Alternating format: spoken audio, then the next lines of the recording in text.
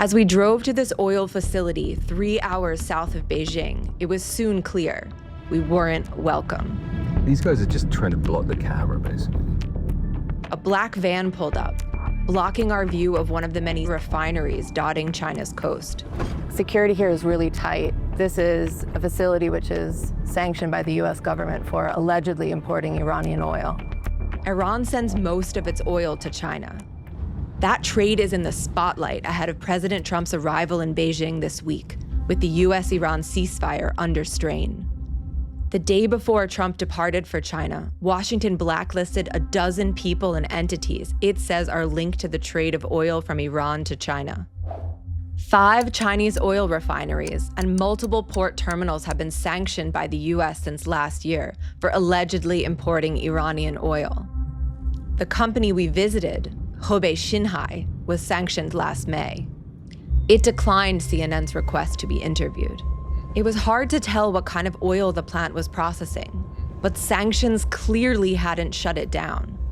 The US has been increasingly imposing sanctions on Chinese entities it believes are involved in the trade of oil from Iran. They are the largest state sponsor of terrorism, and China has been financing them with their energy purchases. For its part, China doesn't acknowledge importing Iranian oil. It also rejects US sanctions and has been pushing back. Earlier this month, Beijing ordered companies not to comply with sanctions on refineries. Multiple ports south of me here, as well as across the ocean this direction, are believed to have continued to import Iranian oil throughout the course of the war. This oil is carried by a network of vessels, including those known as the Shadow Fleet. The oil is loaded in Iran and shipped out, often to a floating gas station off the coast of Malaysia, where dozens of boats loiter with their tracking devices turned off, trading sanctioned oil and ferrying it to buyers, like those in China. CNN pinpointed one such transfer, where the Iranian-flagged vessel Herbie transferred oil to a China-bound tanker just last month. Weeks later, the Herbie was intercepted by the US Navy on its way back to Iran. Once those ship-to-ship transfers are complete, ships heading for China blend in with thousands of other vessels regularly transiting through these waters. For the US, that's a major problem. But for China, this oil flow is powering its economy and keeping a close partner afloat. Simone McCarthy, CNN, Hebei Province, China. The AI rivalry between the US and China is entering a new phase as the two superpowers race for dominance in artificial intelligence. A new report finds that the gap between them has now nearly vanished, despite US chip restrictions. Hadas Gold has our details. And we're leading China in AI. And I'm going to go see President Xi in 2 weeks. I look forward to that, but I'll say I'm leading. We have very friendly competition. That was President Trump recently commenting on the AI race between the US and China. But according to Stanford's 2026 AI Index, produced by the university's Institute for Human-Centered Artificial Intelligence, the gap in AI performance between the two nations has now effectively closed. The gap is very small, and then the US model will release and it'll perform a bit better, and then the Chinese models will catch up. And that's the trend that we have been seeing over the past year. Take a look at this chart. American and Chinese AI models are now effectively neck and neck on key performance benchmarks. The report finds the US still leads in top-tier model releases. But China leads in research publications and robotics deployment. Many experts are closely monitoring the trend. Robotics is an area where I think Chinese innovators have been doing phenomenally impressive work. There are some areas in which I think China has also arguably been leading the way. So in advanced video generation, for example, several Chinese models have been absolutely state-of-the-art. The Stanford report also says the U.S. still invests far more money in the field than any other country. Private investment in the U.S. totaled more than $280 billion last year, about 23 times more than China's $12 billion. In between 2024 and 2025, we saw almost double the corporate investment the private investment globally around the world. That is largely driven in the U.S., though other countries such as China do have more public investment. China's DeepSeek recently unveiled its new model, V4. The startup took the global AI industry by storm last year with its groundbreaking release of the R1 model. It delivered near industry-leading performance at what DeepSeek said was a fraction of the cost. Unlike R1, which used NVIDIA chips, V4 is running on domestically produced chips, following restrictions on China's access to cutting-edge American chips, such as NVIDIA's Blackwell, under Washington's export controls. And they've developed efficiency innovations to try to squeeze more performance out of less cutting-edge chips. And so in some ways, the export control constraints have forced Chinese companies to innovate in a unique way.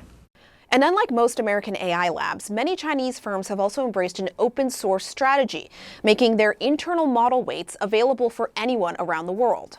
Their strategy is build up a community ecosystem and try to take advantage of the network effects that come from building that open source ecosystem as a way to catch up.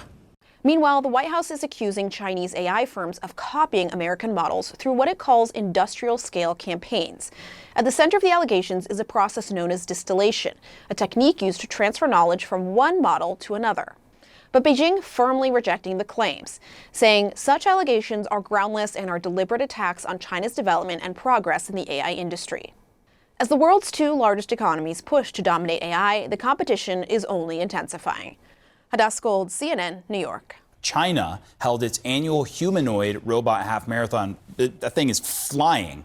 You see that there yesterday in Beijing. Yes, this is the thing where machines race alongside hundreds of humans on a 13-mile course. They've all got their phones out while doing it. A Chinese android, aptly named Lightning, outran the entire field with a time of 50 minutes and 26 seconds, which happens to be more than 6 minutes faster than any human has ever run a half marathon. I want to bring in CNN contributor and tech journalist Jacob Ward. He's the host of the Rip Current podcast. Thanks for being here. Can you just help us understand what was actually achieved here and why it's so significant? Well, I think, Omar, the thing that is so significant about this, I mean, like 10 years ago, I took a camera crew to a raceway in Florida to try and watch something like this. And in that case, robots were trying to open doors and drive Jeeps and so forth. I thought it was going to make great TV, and it was a disaster. I got in huge amounts of trouble for it because they just failed and failed and failed. The most simple tasks used to elude robots. Now you have, as you're seeing in this footage, a robot able to run faster than a human, yes, but also more than an hour faster than it did just a year ago at the inaugural race. And so why this is such an important thing, I mean, this company Honor that makes this robot, it's a phone company, is talking about converting this into something like an industrial scenario, right? So there go huge numbers of factory jobs if you have a bipedal robot that can fit into human spaces and work with human tools. And then, don't forget here, Omar, right, the pipeline between this and the military use of something like this is a very short one. That's where the funding tends to come from. And China dominates the market in bipedal and quadrupedal robots. And so this is not just a fun thing to watch, although it is, it's also got enormous geopolitical implications here, Omar. And so that's the thing, like, yeah, if you're just watching this video, hate to put down people's progress, but a part of me is like, all right, so what? Many machines can run faster or move faster than humans. Plus, it's not like these robots will be competing with humans in terms of racing. Now, you point out that industry, there could be a whole different set of competition here, but just more broadly speaking, what does this sort of set up? Now that you've seen these results, robots running faster, moving more efficiently, what is sort of the next step here? Well, it raises two questions for me. I mean, the first is, right, how quickly do you then have an entire industrial base in China where humanoid robotics steps in for human work and puts out products at an incredibly faster pace than we've ever seen? I mean, I've already been to demonstrations in which you're seeing the combination of robotics and the large language models, the ChatGPT style interfaces, where suddenly you can just say to a robot, hey, go over there and pick up the blue box and bring it to me. You don't need technical skills to do it. So we're at this paradigm suddenly where this thing is truly a co-worker in a whole new way. That could be transformative for jobs, and I'm not sure necessarily in a good way, at least in the short term. And then there's the larger philosophical question, right? Just because this thing can run a marathon faster than a human does, Should it, right? I mean, there's going to be so many things, I think, coming up where we are basically entering a period of history where the limits on what robots can do is no longer going to be the issue. It's going to be a question of what we want to reserve for ourselves. Just because robots can make art better than we can or run a marathon faster than we can, does that mean we stop making art? Do we stop running for fun? All of this stuff, I think, is going to sort of pose a fundamental question to the human species in a way that we are not prepared for here, Omar.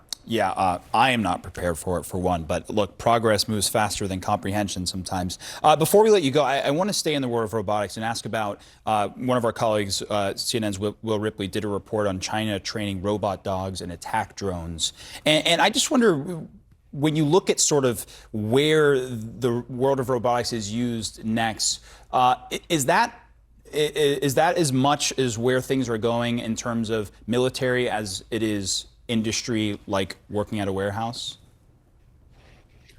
Yeah, it is absolutely the place that so much of this winds up, not least because that's where the funding comes from. The Office of Naval Research here in the United States is one of the major funders of robotics, and certainly in China that is true. There is a continuum between the industrial base of China and the military use of this stuff.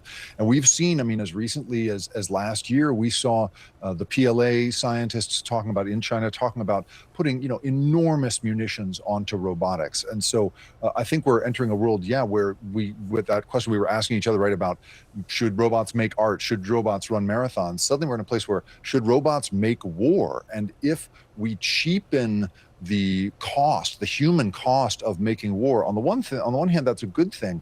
On the other hand, the political tolerance for sending robots into war, waging war, is a lot higher than it is for sending humans in. And suddenly we're in a whole other question where do we want robots making war if it's going to cause us to make it more often, Omar? President Trump says he doubts tensions between Taiwan and Beijing will erupt on his watch. One of the island's most outspoken lawmakers wants more discussion with the mainland. Taiwan's opposition leader tells CNN dialogue with Beijing is the only way to avoid war. She spoke to our senior international correspondent, Will Ripley. As President Donald Trump heads to Beijing for a high-stakes meeting with Chinese leader Xi Jinping, with Taiwan expected to be high on the agenda, the island democracy that China claims as its own seems to be sending a divided message on defense. After months of political fighting, and with Chinese fighter jets and warships routinely circling around Taiwan, the opposition-controlled legislature approved a dramatically smaller military package. Many blamed the gridlock on the leader of Taiwan's largest opposition party, KMT, Zheng Liwen, who has called for less military spending. What's your response to calls from U.S. lawmakers that Taiwan needs to spend this money on its defense to send the message to the global community that Taiwan is serious about its defense? Actually, we are very serious. We have been serious all the time, and that's why we keep explaining. 大部分都语焉不详，没有具体的内容，所以我们不可能空白授权。We are trying our best. Some fear her best may not be enough to deter China's mounting military pressure campaign. The opposition plan funds U.S. weapons but trims domestic programs like drones. Taiwan's ruling party, the DPP, has accused Zheng's KMT of taking orders from China. Just weeks ago, she went to Beijing for a rare meeting with Xi Jinping, who refuses to engage with Taiwan's elected leader, seen by China as a die-hard separatist. You obviously have your critics that accused you of being a pawn while you were in Beijing, saying that you and Xi Jinping had almost the same language. 虽然在这个部分我跟习近平有共同的语言，但是正是因为两岸存在着巨大的歧义，所以我们必须找到一个共同的基础，展开和平的对话，否则战争是不可避免的。Next month, Zheng heads to the U.S., hoping to convince lawmakers and Trump allies Taiwan does not have to choose between Washington and Beijing. You've said publicly you're worried about Taiwan being treated like a pawn. Are you talking about the United States treating Taiwan like a pawn? 我认为是民进党政府错误的政策，才让台湾沦为棋子。我们跟美国的友好，并不代表就是对中国的敌对。Zheng dodges questions about her presidential ambitions, but does make a bold promise if her party wins in the 2028 elections. 国民党执政，避免任何战争的可能。 How can you guarantee it won't happen if Taiwan doesn't have what your military leaders say are enough weapons to deter military action by China? 国民党执政，台湾的国防力量 deterrence 的力量依旧是存在的。 But China's military pressure around Taiwan continues, even during Zheng's recent trip to Beijing.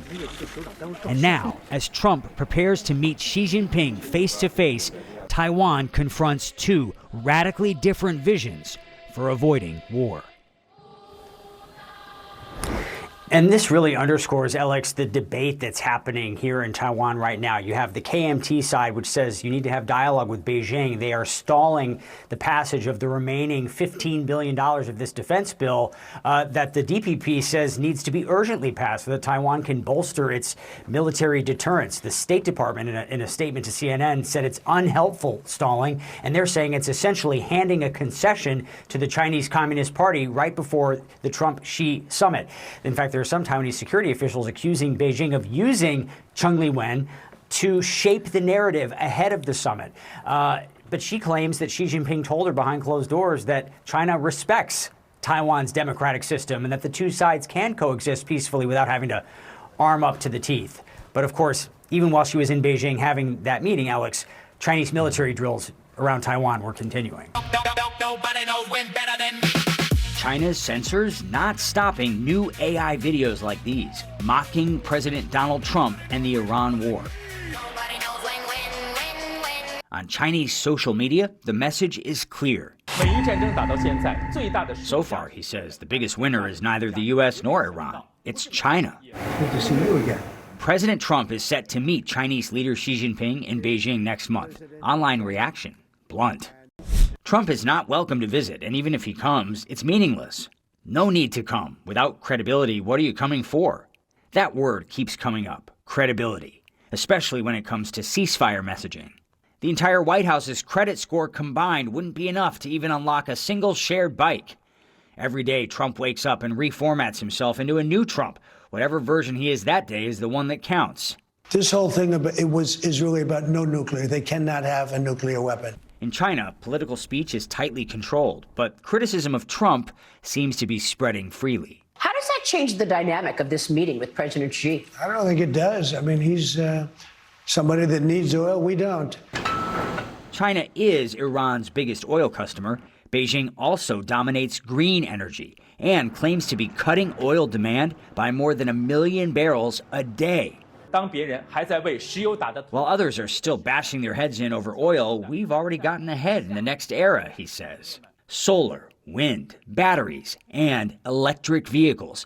Chinese carmaker BYD now overtaking Tesla in global sales. At the same time, pressure on the U.S. dollar, the backbone of global oil trading. This Iranian embassy post says it's time to add petro-yuan to the market.